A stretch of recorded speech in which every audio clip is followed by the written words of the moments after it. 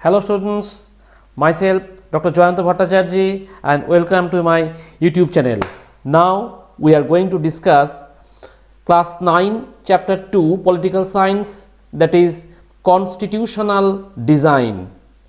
देखो ये constitutional design मतलब कॉन्स्टिट्यूशन क्या है, पहले तो ये समझना है. कॉन्स्टिट्यूशन मतलब है ये जो है fundamental law of the country. देखो हमारे देश में बहुत सारा लॉस है, हर एक इंस्टीट्यूशन अपने आप से लॉ निकाल देता है, लेकिन पूरे टेरिटरी ऑफ इंडिया में जितना सारा लॉस है सबसे ऊपर है constitution, Indian constitution which is introduced in 1950. सो ये जो कॉन्स्टिट्यूशन बना हुआ था उसका डिज़ाइन कैसे बना है, मतलब इसका जो ऊपर जो पेंटिंग है ऐसा कुछ नहीं है, इसके अंदर जो पेंटिंग है समझ में आ रहा है ना, उसका अंदर जो पेंटिंग है 395 आर्टिकल्स, नंबर ऑफ सब आर्टिकल्स एक्सेट्रा एक्सेट्रा, इसको कैसे हम लोग बनाए पहले ये समझ में आना चाहिए. देखो इससे पहले हम लोग जो है ना साउथ अफ्रीका में जो स्ट्रगल चल रहा था इसके हिसाब पहले बना ले. देखो ये जो पिक्चर देख रहे हो तुम लोग, ये है doctor Nelson Mandela of south Africa.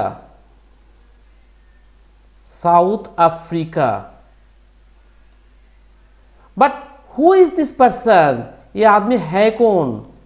देखो वहाँ पे एक प्रॉब्लम चल रहा था कि ब्रिटिश जो है वहाँ पे एक लॉ लागू कर दिया था जिसे कहता था apartheid. Now the question is, what is apartheid? Apartheid is racial segregation. मतलब वहाँ पे जो नेटिव पीपल था उस नेटिव पीपल को बाहर से आए जो ब्रिटिश है उन्होंने इस नेटिव पीपल को social, economic and political rights से डिप्राइव कर दिया था. उन्होंने बोला था देखो तुम्हें कुछ नहीं मिलेगा, हमें जो बोल रहा है वही तुमको फॉलो करना है. वहाँ पे एक आदमी खड़ा हो गया, उसका नाम doctor Nelson Mandela. He started strong और massive movement against this British colonial rule and he also organized massive movement against apartheid. But the question arise why they were struggling. This is the question of 1000 rupees, 1 lakh rupees, 1 crore rupees. So why they were struggling? देखो if you consider the country of India, more than 300 years India were under the domination of colonial rule. So वहाँ पे भी British का colonial rule चल रहा था. Colonial rule of British. वहां पे ब्रिटिश का कॉलोनियल रूल चलता था. वहां पे पीपल को मैंने अभी बताया सोशियो इकोनॉमिक पॉलिटिकल राइट्स से डिप्राइव कर दिया था. इसको मतलब वापस लेने के लिए, मतलब you just outside people go out and let us allow to run our country in our own way. This was the basic motto of the people of South Africa, and for that purpose they were struggling. Now if we desire to get our independence, definitely we have to have एक constitution, new constitution हमें चाहिए. लेकिन ये जो constitution बनाना है कैसे, how did they reach constitution to make the constitution. देखो after independence, like India after independence they started the procedure to form their constitution in order to ensure their own rule in their own country. Now the question arises, why do we need constitution? As we are discussing the chapter entitled constitutional design, so first of all मैंने बता दिया what is constitution.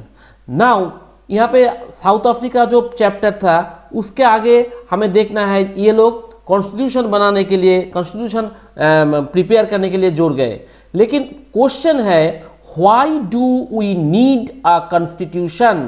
This is the main question. देखो हर एक country में अपने आप के हिसाब से एक कॉन्स्टिट्यूशन है. तो यहाँ पे देखो जे it generates a degree of trust and coordination that is necessary for different kind of people live together.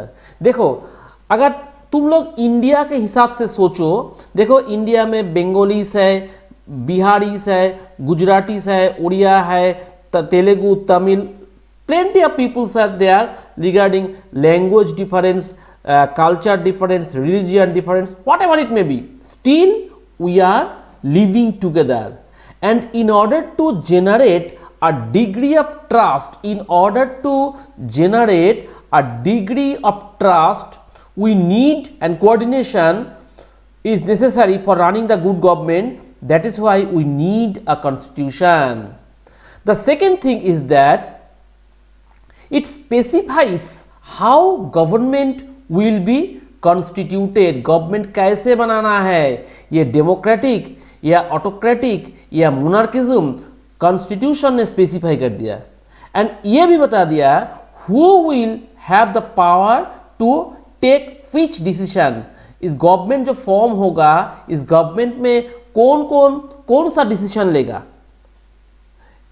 या तो फिर देखो अगर पावर डिवीजन नहीं हुआ तो एक आदमी बताएगा देखो भाई हमें इसके बारे में लॉ बनाना है, दूसरा आदमी बोलेगा नहीं हमें उसी में लॉ बनाना है, तीसरा आदमी आके बोलेगा नहीं नहीं तुम लोगों का लॉ नहीं चलेगा, मेरा वाला लॉ चलेगा. No, it is not. Constitution specifies who will have the power and to take which decision. देखो फिनेंस मिनिस्टर जो है ये फिनेंस के बारे में डिसीजन लेगा, डिफेंस मिनिस्टर जो है डिफेंस के बारे में डिसीजन लेगा. ये कॉन्स्टिट्यूशन ने बता दिया था. Third thing is that it lays down the limits on the powers of the government and tells us what the rights of the citizens are. देखो गवर्नमेंट अगर एक बार किसी ने फॉर्म कर लिया, ऐसा नहीं कि तुम जो चाहो ऐसा कर सकते हो, नहीं, उसके ऊपर भी एक लिमिटेशन है, पावर का एक लिमिटेशन है गवर्नमेंट के. वहाँ पे हम लोग को बोल दिया कि what the rights of the citizens are, public का राइट्स क्या क्या है, इसके बारे में क्लियर पिक्चर होना चाहिए. Next thing is that it expresses the aspirations of the people. Mind it expresses the aspiration of the people about creating a good society. देखो जिसके बारे में हम लोग बता रहे हैं, हम लोग जो लॉ बनाएंगे किसके लिए, आदमी के लिए, पीपल के लिए, सोसाइटी के लिए. पीपल उसका एस्पिरेशन क्या है, वो ये लोग कैसे क्या सोच रहे हैं regarding formation of good society, ये सब कुछ कॉन्स्टिट्यूशन बताता है. इसीलिए constitution of any country is very very essential. Now ये कॉन्स्टिट्यूशन जब हम लोग ने बताया ना, हम लोग फ्रेम कर लिया, this is not a matter of joke. कैसे बनाया, देखो इसके एक लॉन्ग हिस्ट्री है, थोड़ा सा हम हिस्ट्री बताते हैं.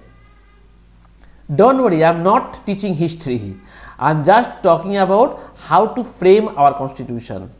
देखो 1945 में ब्रिटिश वहाँ पे इंग्लैंड में कंजर्वेटिव पार्टी पावर में था. उस टाइम लेबर पार्टी, वहाँ पे दो पार्टी है, एक तो कंजर्वेटिव पार्टी, दूसरा है लेबर पार्टी. कंजर्वेटिव पार्टी का विंस्टन चर्चिल प्राइम मिनिस्टर था जिस टाइम वर्ल्ड वॉर 2 चल रहा था. उस टाइम लेबर पार्टी ने बताया कि देखो भाई वहाँ पे भी उस टाइम बहुत इंडियंस रहता था. उन्होंने बता दिया इंडियंस को, मतलब एनआरआई जो था उनको बताया देखो after world war 2 definitely one election will be held in England, and if the Labour Party will come in power, definitely we promise you to provide you independence. जो बोला वही हुआ। After war British government election declare कर दिया। Immediately Labour party come to power and Clement Attlee, I repeat, Clement Attlee became the Prime Minister of England. After assuming the power, Mr. Attlee declared, देखो भाई हमने जो बता दिया था वही हम लोग करेंगे, हम इंडिया को इंडिपेंडेंट कर देंगे। लेकिन इंडिपेंडेंट कर देंगे ऐसा से काम नहीं चलेगा। उन लोगों को गवर्नमेंट चलाने के लिए ऐसा कुछ लॉस होना चाहिए। इसीलिए ये लोग एक कमिटी फॉर्म कर दिया, मतलब इंडिया को हेल्प करने के लिए एक कमीशन आया, साइमन कमीशन, सॉरी 1946 में एक कमीशन उन्होंने भेज दिया इंडिया में। ये लोग आने के टाइम में UK, USA, France, USSR, Denmark, Ireland etcetera etcetera बहुत सारा कंट्री का कॉन्स्टिट्यूशन हाथ में लेकर चले आए। आकर इंडिया में बताया, देखो भाई तुम लोगों को अगर इंडिपेंडेंट लेना है तो पहले तुमको एक कॉन्स्टिट्यूशन बनाना है। Unless you form a constitution you cannot run the government properly.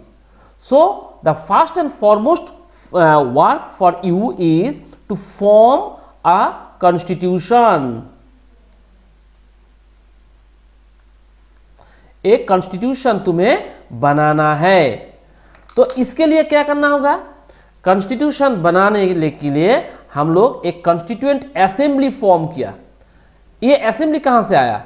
ये इलेक्टेड रिप्रेजेंटेटिव्स, जिसको हम लोग कहते हैं कॉन्स्टिट्यूएंट असेंबली। ये असेंबली है क्या? वहां पे कुछ आदमी को चुना गया था, जिन लोगों को हम लोग एम्पावर किया था कि देखो भाई तुमको हमारे देश के लिए कॉन्स्टिट्यूशन बनाना है। उसका इलेक्शन हुआ था, लेकिन इनडायरेक्ट इलेक्शन हुआ था 1946 में, जुलाई 1946 इलेक्शन हुआ और उसका फर्स्ट मीटिंग जो हुआ कॉन्स्टिट्यूशन बनाने के लिए कॉन्स्टिट्यूएंट असेंबली का, दिसंबर 1946 एक असेंबली हुआ। इसी टाइम मिस्टर जिन्ना, मोहम्मद अली जिन्ना, उन्होंने बताया नहीं भाई देखो हमें टू नेशन थ्योरी चाहिए, दो कंट्री होगा, Hindus for Hindustan, Islam for Pakistan. So हमें दो डिवाइडेड कंट्री चाहिए और constituent assembly was also divided. Major portion remained with India and they were attached with the formation of Indian Constitution, and the remaining portion were engaged for the formation of Constitution for Pakistan. However, after long hard work, almost 3 years, 2 years, 11 months, 17 days, after a long hard work, a Constituent Assembly finally formed its constitution on 26 November 1949, but it came into effect on 26 January 1950. देखो यहां पे एक story आया। Story क्या है? तुम्हारा मन में क्वेश्चन आएगा, ये हम लोग इतना स्ट्रगल किया, उसके बाद हम लोग इंडिपेंडेंट मिल गया, फिर भी हम लोग कॉन्स्टिट्यूशन को वेट करा, मतलब 26 नवंबर 1949 कंप्लीट हुआ, उसके बाद हम लोग 2 मंथ वेट करें और जनवरी 26 1950 में इंट्रोड्यूस करें। क्यों? देखो इसके पीछे एक स्टोरी है, a good story behind this fact. What is the story? देखो 1930 में हम लोग लाहौर में for the first time we declared our independence and accordingly we hosted our tricolour flag. हम लोग झंडा उड़ाए, हम लोग जो नेशनल एंथेम था वहाँ पे गाना शुरू कर दिया, लेकिन ब्रिटिश ने इसको मतलब रिकॉग्निशन नहीं दिया। उन लोग हमको बहुत पीटा, मारा और फ्लैग को जो है मतलब फायर लगा दिया, ऐसा कुछ किया। उसी टाइम हम लोगों का मन में एक क्वेश्चन आया था, जब भी हमें इंडिपेंडेंट मिले वो 26 जनवरी होना है। लेकिन 1947 इन जुलाई ब्रिटिश पार्लियामेंट ने डिक्लेयर कर दिया कि 14 अगस्त मिडनाइट को हमें इंडिया को इंडिपेंडेंस देना है। तब तो हमारा मन में जो था खत्म हो गया। लेकिन ये कॉन्स्टिट्यूशन मेकर्स जो है, जिन लोगों ने स्ट्रगल किया था, उनके मन में ये था नहीं, किसी ना किसी तरह हमें 26 जनवरी को एस्टेब्लिश करना ही होगा। तो अब जब ये स्कोप आया उन लोगों को कि ये कॉन्स्टिट्यूशन हमें इंट्रोड्यूस करना है, चलो ठीक है, उसी दिन को हम लोग मनाते हैं। इसीलिए on that day we celebrate in a huge manner. Every year we celebrate 26 January being a Republic Day as a huge ways in compared to that of the observation of Independence Day, the 15th August. Whatever the celebration is going on in 15th August, much more celebration we conduct on 26 January every year. This is the prime reason जे वहाँ पे जो next generation जो आएगा, सभी को ये story याद रहना होगा, क्योंकि हमारे देश के लिए बहुत सारा पीपल जो है अपना जान दे दिया, कुर्बानी कर दिया अपने आप को, ताकि हम लोग इंडिपेंडेंट हो सके। सो इसीलिए in order to commemorate them, our next generation must have to remember and recognise them. देखो, अब जो क्वेश्चन आया, why should we accept, mind it, why should we accept the constitution made by this assembly more than 50 years, mind it, more than 50 years पहले हमारा constitution बन गया, लेकिन अभी भी हम लोग इसको फॉलो करते हैं। क्यों? कुछ ना कुछ तो बात है जरूर। देखो, ये दो साहब को शायद मालूम हुआ, Jawaharlal Nehru, the first prime minister, and this person is primary responsible for the formation of our constitution. Doctor B.R. Ambedkar, Bhimrao Ambedkar, these two are the pioneer. They contributed a lot for the formation of our constitution. Now, the question is, why we are still following this constitution? The main reason for accepting the constitution is that the constituent assembly, जिन्होंने बनाया था assembly, represented the people of India. यहाँ पे जितना आदमी था, all these people were elected by the people of India. The second thing is, the constituent assembly worked in a systematic, open and consensual manner. Systematic way से इसके बाद ये बनाना है, ये कमिटी बना दिया, एक एक कमिटी को एक एक रिस्पॉन्सिबिलिटी दे दिया, ओपन कर दिया। सभी people, all the people of India were empowered to project your view. You can write your letters, whatever you are thinking regarding the formation of the constitution. In a and consensual manner में इन्होंने constitution को बनाया था।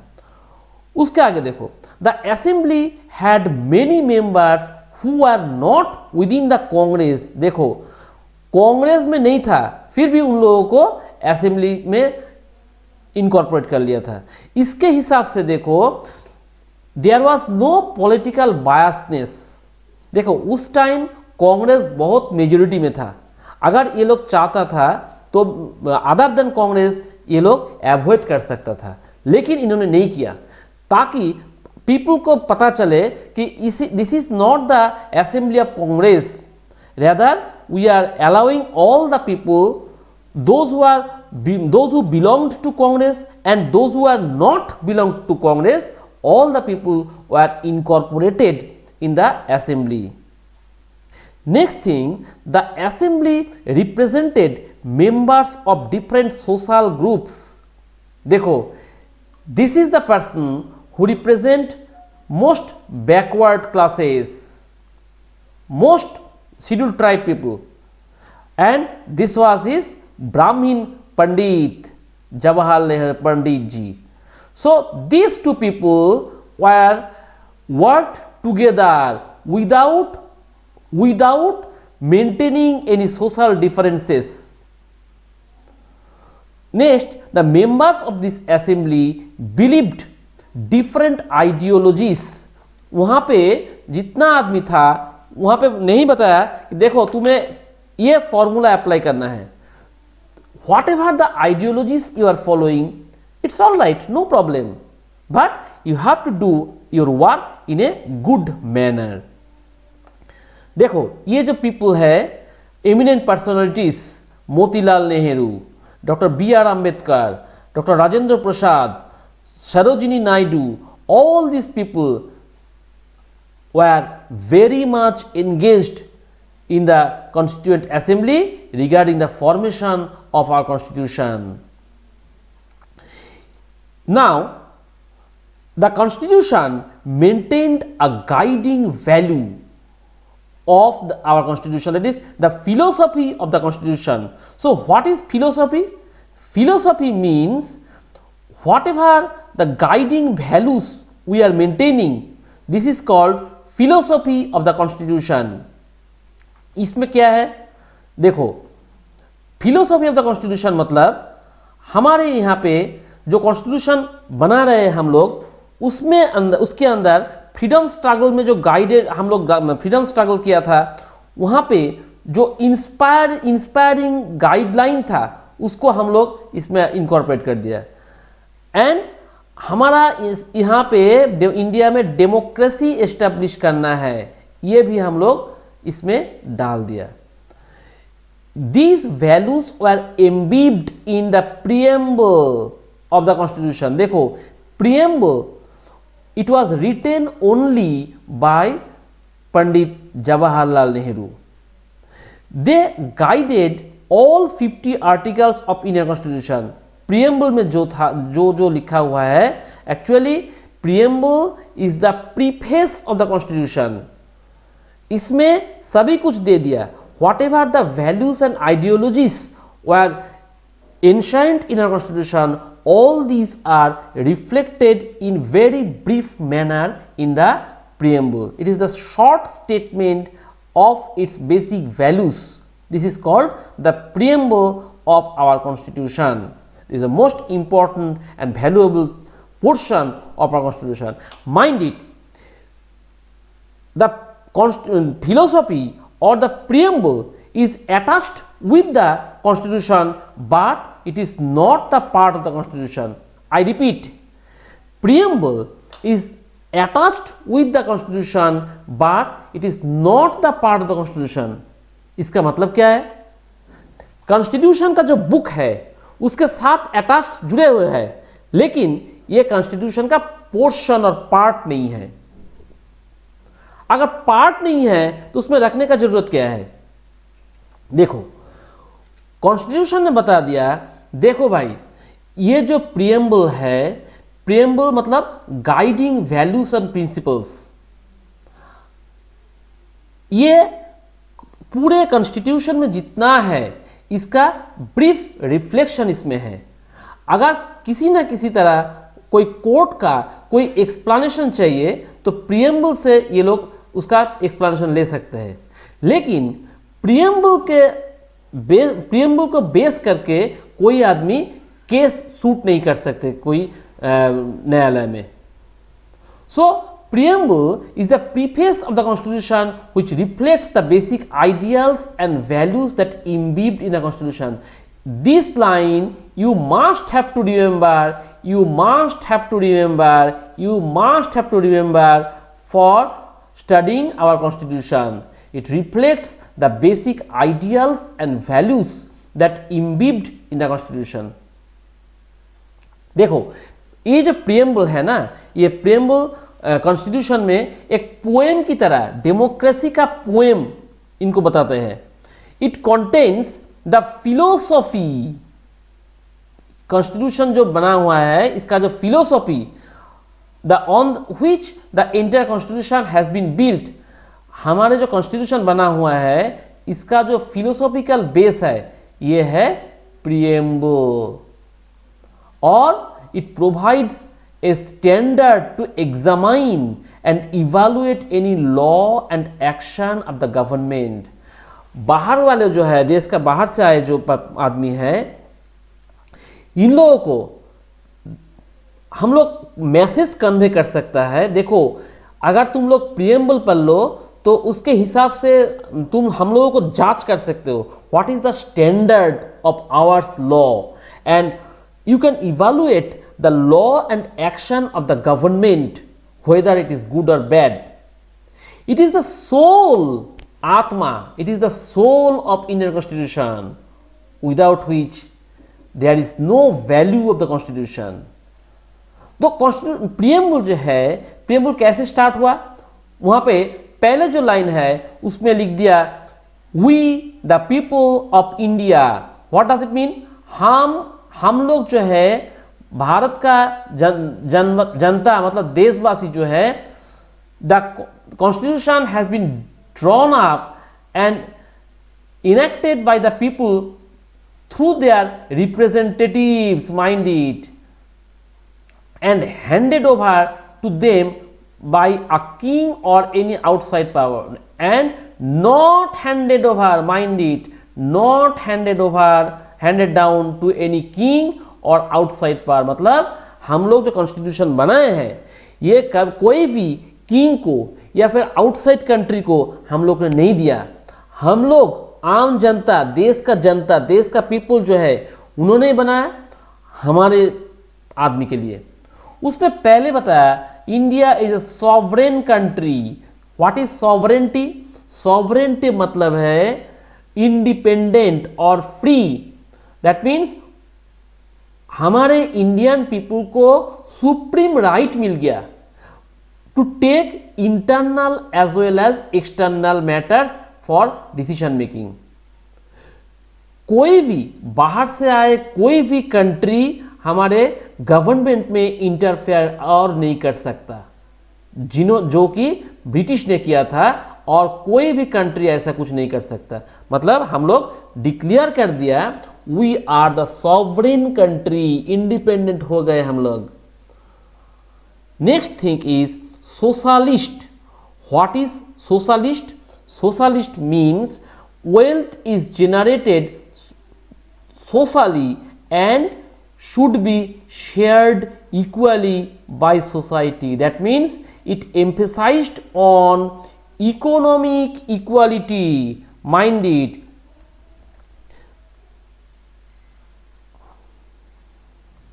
economic equality establish करने के लिए हम लोग सोशलिज्म एस्टैब्लिश कर दिया। तो उसमें क्या बताया, government should regulate the ownership of land and industry to reduce the social and economic inequalities. देखो इकोनॉमिक इक्वालिटी एस्टैब्लिश करना है, इसीलिए सोशल एंड इकोनॉमिक इनइक्वालिटीज को रिड्यूस करना है, इसीलिए हम लोग सोशलिज्म और सोशलिस्ट पॉलिसी अप्लाई किया। उसके आगे हम लोग आ गए सेकुलरिज्म। व्हाट इज सेकुलरिज्म, देखो सेकुलरिज्म मतलब गवर्नमेंट का, सेकुलरिज्म मतलब it is the principle of the government, mind it, it is the principle of the government. यहां पे देखो बच्चे जो मिस्टेक करता है, right to freedom of religion and socialism almost synonymous, but right to freedom of religion belong to the citizen of India, and the socialism is the principle of the government which reflects that government shall have no religion, they will maintain equal distance from all the religion activities and act, they will maintain impartiality from all religion and government treat all religious beliefs and practices with equal respect. तुम्हें जो religion follow करना है कर लो, चाहे तो Hinduism, Islamism, Sikhism, Jainism, Buddhism, whatever it may be, you can follow and government will protect you. Government shall have no religion of its own. देखो हमारे जो नेबरिंग कंट्री है पाकिस्तान, वहाँ पे बता दिया Islamism is our national religion. Sri Lanka Buddhism is our national religion. लेकिन हमारे इंडिया में दिवाली है, नवरात्रि है, शिव चतुर्दशी है, जितना सारा है सबको हम लोग नमन करते हैं. चलो भाई तुम्हारा काम तुम लोग कर लो, ये पुलिस वाले जो है चलो वहाँ पे चले जाओ, वहाँ पे सिक्योरिटी का अरेंजमेंट कर दो. ऐसा ऐसा करके गवर्नमेंट ने उसका प्रिंसिपल फॉलो अप करते हैं. उसके आगे देखो democracy which is the prime cry of our nation. हम लोग डेमोक्रेटिक कंट्री बना दिया. डेमोक्रेसी मतलब क्या है? Government where people enjoy equal political right. Mind it, all the people can enjoy equal political right, and not only this, they can elect their rulers and held them accountable. और जो government जो है वो run करता है some basic rules के ऊपर. देखो डेमोक्रेसी क्यों लाए हम लोग? ताकि हर एक आदमी को whatever it may be your position, your status regarding social, economic, political, etc., all the people shall have equal political right. For what? For electing their rulers, and all the elected rulers must have to be accountable towards the citizen. और क्या है? Government जो है, government को certain rule follow up करना है. उसके आगे देखो इंडिया ने बता दिया वी द रिपब्लिक. रिपब्लिक मतलब क्या है? रिपब्लिक मतलब the head of the state is elected one and not hereditary. What is hereditary? देखो इंग्लैंड में क्या है? किंग और क्वीन, अगर डेथ हो गया उसका जो सन और डॉटर है चेयर में आ जाएगा. जापान में देखो हेरिडिटरी, उस किंग है, उसके बाद उसका जो बेटा है आ जाएगा. लेकिन इंडिया में क्या है? Head of the state that is the president, and the post of president must be a elected one. Every after 5 years you have to face the election. If the people desires, you may re-elect. There is no specific time span. In US there is one time span. एक आदमी पूरे life में 2 time, सबसे ज़्यादा 2 time हो सकता है president. लेकिन इंडिया में ऐसा कुछ टाइम वांट नहीं है. 2 times, 3 times, 10 times, whatever it may be, but every after 5 years you have to face the election for holding the chair. This is called republic. That means the head of the state is elected one. Next thing is justice. Justice में क्या है? Citizen cannot be discriminated. Mind it, cannot be discriminated. On what? On the ground of caste, religion and gender. कोई भी आदमी उसका cast जो भी हो, ब्राह्मण हो या लो कास्ट हो, no problem. Religion, Hinduism, Islamism, Buddhism, Sikhism, whatever it may be, no matters. Male और फीमेल, नो मैटर्स.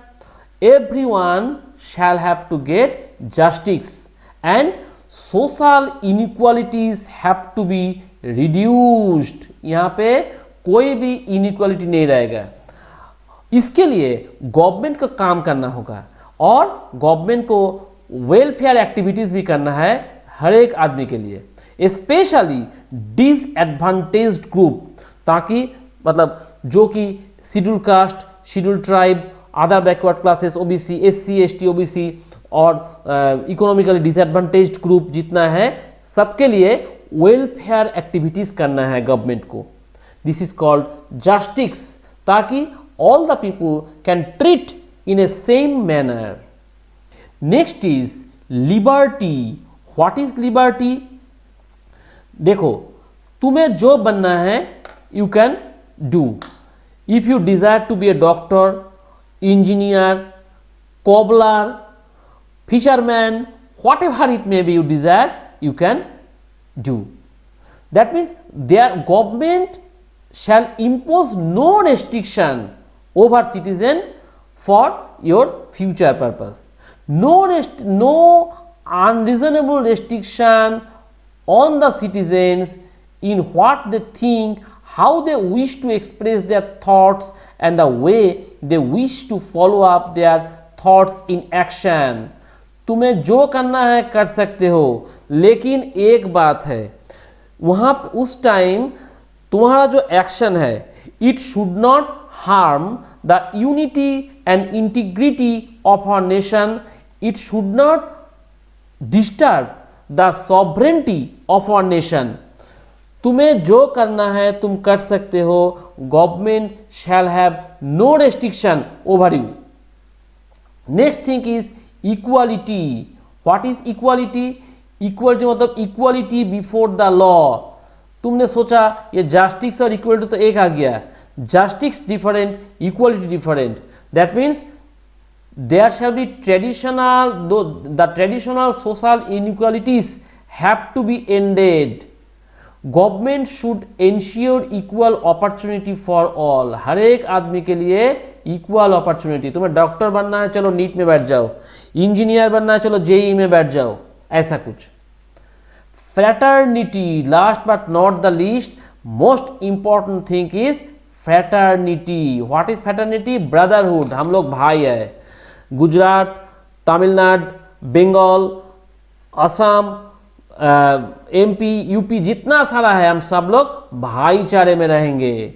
हम लोगों का कोई दुश्मनी नहीं है. All of us should behave as if we are the members of the same family. Mind it. हमारे India जो है, इंडिया महान है. इस महान कंट्री का, महान फैमिली का हम लोग मेंबर है. इसीलिए हमें भाईचारा मेंटेन करना है ठीक से.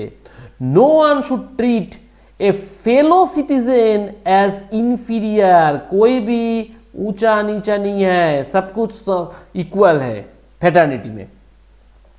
Next thing is institutional design. देखो, हम लोग ने स्टार्ट किया था कॉन्स्टिट्यूशनल डिजाइन, अब हम लोग आ गए इंस्टीट्यूशनल डिजाइन. थोड़ा बहुत कुछ लाफिंग हो गया नहीं ना? ऐसे कुछ नहीं. देखो, constitution describes the institutional arrangement in a very legal way. Constitution ने इंस्टीट्यूशनल डिजाइन क्या कैसे बनाया? देखो, इंडिया में जो है, एक आदमी को, एक ग्रुप को बता दिया कि तुमको लॉ बनाना है, you are the law maker, that is legislature. दूसरा को बता दिया लॉ एग्जीक्यूट करना है, दैट इज एग्जीक्यूटिव. तीसरा को बता दिया लॉ को इंटरप्रिटेशन करना है, मतलब जुडिशियरी. सो हर एक कॉन्स्टिट्यूशन ने प्रिस्क्राइब कर दिया किसको क्या काम करना है, कैसे काम करना है, and accordingly they have made institutional bonding and proper guideline and limitations they have made so that all the citizen can maintain the laws and regulations and no one should violate this law for ensuring good government. Indian constitution देखो क्या क्या Indian constitution ने lays down a procedure for choosing persons to govern the country. कौन आदमी को हम लोग power देंगे गवर्नमेंट फॉर्म करने के लिए, इसका एक प्रोसीड्यूर बता दिया, मतलब election. It defines who will have how much power to take which decision. Mind it properly, this is the most important line. Who will have how much power to take which decision. मतलब supreme court का chief justice बन गया, इसका मतलब ऐसा नहीं तुम जो चाहो कर सकते हो. You must be work within your own limitations. You cannot take the decision like Prime Minister. And Prime Minister, being a Prime Minister, he or she cannot take decision like that of the Chief Justice of Supreme Court. सो हर एक institution का एक jurisdiction है, power है decision लेने के लिए, and it puts limits to what the government can do by providing some rights to the citizens that cannot be violated. हर एक सिटीजन का कुछ राइट्स कॉन्स्टिट्यूशन ने बता दिया। और जो इंस्टीट्यूशनल पीपल काम कर रहे हैं ये लोग मतलब सिटीजन्स का जो राइट्स है इसको कोई छीन नहीं सकता। And if there is any problem there is institutions like court or police station,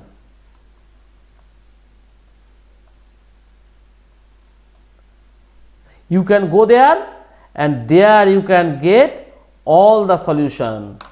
These are the institutional design। मतलब यहाँ पे जितना सारा आदमी है हर एक को अपने आप की तरफ with in the time frame with in its limitation काम करना है। ठीक है, ये हो गया हमारा इंस्टीट्यूशनल डिज़ाइन। और जो चैप्टर जो था कॉन्स्टिट्यूशनल डिज़ाइन इसी तरफ ऐसे ही कुछ बताता है। देखो अगर तुम्हें ये चैप्टर अच्छा लगा और तुम्हें भी इसका PDF फॉर्म में नोट्स चाहिए या तो फिर कोई प्रॉब्लम्स है, प्रॉब्लम सॉल्व करना है, तो हमारे डिस्क्रिप्शन बॉक्स में मेरा जो इंस्टाग्राम आईडी है, व्हाट्सएप आईडी है, वहाँ पे दे दिया। तुम लोग तुम्हारा क्वेश्चन भेज दो, प्रॉब्लम अपने आप सॉल्व हो जाएगा as per my convenient. Definitely I can assure you I will provide you proper notes, proper guideline, and if you need some more explanation definitely I will upload all these videos very soon. And one thing I must say, if you consider this class convenient and this class important for you, I must tell you subscribe my channel and make necessary comments what you consider the good or bad, whatever it may be. You can make your comment and share it among your friends.